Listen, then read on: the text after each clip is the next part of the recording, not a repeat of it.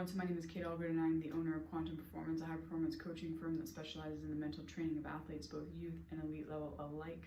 We work with athletes all around the world remotely, as well as in our offices in San Diego, California. Today what we're going to go over is the 4 stages of flow.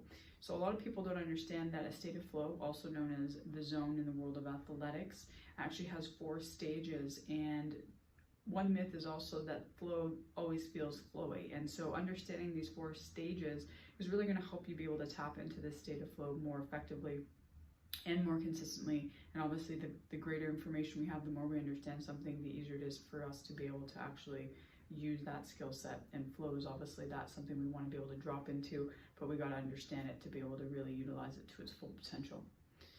I love working with athletes. Getting into the flow is definitely something I love helping athletes to do, because this really helps us to reach a peak level of performance.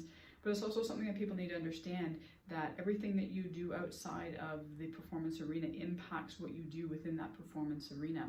And flow is no different. If you want to be in a state of flow, if you want to reach peak levels of performance when you are performing, you got to look at your entire life and to create it so that everything that you do helps you to be the athlete that you want to be in that moment, helps you to have the mindset, the focus, the ability to get into a state of flow.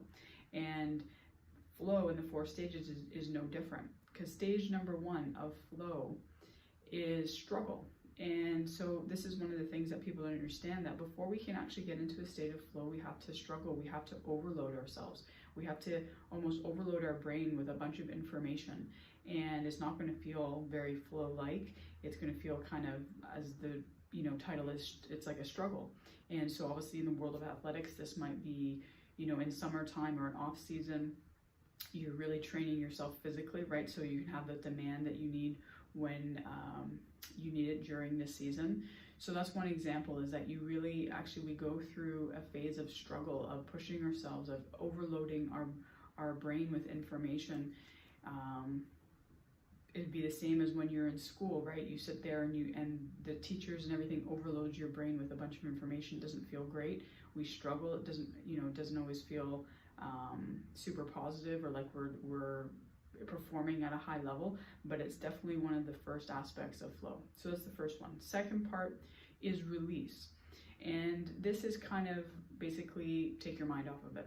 Go relax, go do something else.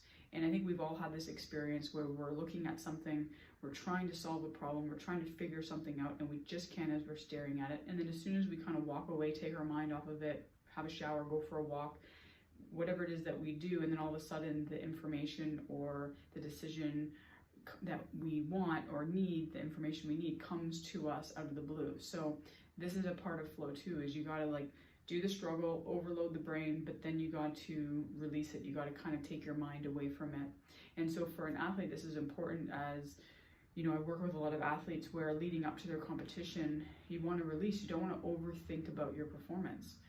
It's very important that your pre-game or pre-performance, pre-competition routine is helping to gear you into that kind of competition mindset. But beforehand, go do other things. The day before, go do other things. Take your mind off of it. When you're away from the struggle aspect and overloading your brain, the practices, the video review, whatever it is that you need to do, it's release it. Let your mind clear of it, to let your brain kind of filter it, to soak it in, and to organize it the way that it wants to organize it and needs to organize it. The 3rd stage of flow is actually flow. So obviously we need the struggle. We need to then release it, take our mind off of things, take our mind off of what we're looking at doing. And then obviously when we're getting into the competition or into the environment or event that we want to have that flow state, then hopefully now we're able to tap into that state of flow. And obviously there are triggers and elements to flow, which I've discussed in other videos that you can look at to understand how best to get into a state of flow. But that is the 3rd stage of flow, is actually flow itself. 4th stage is recovery. Flow is very taxing. It's a high demand on us physically and mentally. It's a high level of focus, a high level of energy. So we need to be able to recover in order to go through this whole entire process again. And so recovery is such an important part. And I discussed it in a recent video about sleep, and sleep is a part of that recovery, both physically and psychologically. And we have to be able to recover properly. We have to have techniques and strategies in place to be able to psychologically and physically recover, so that we can come back around to stage 1 and go through that struggle again and have all of our energy and focus and ability to, as best we can, go through that struggle and go through this process again. So that's very, very important. Recovery is huge.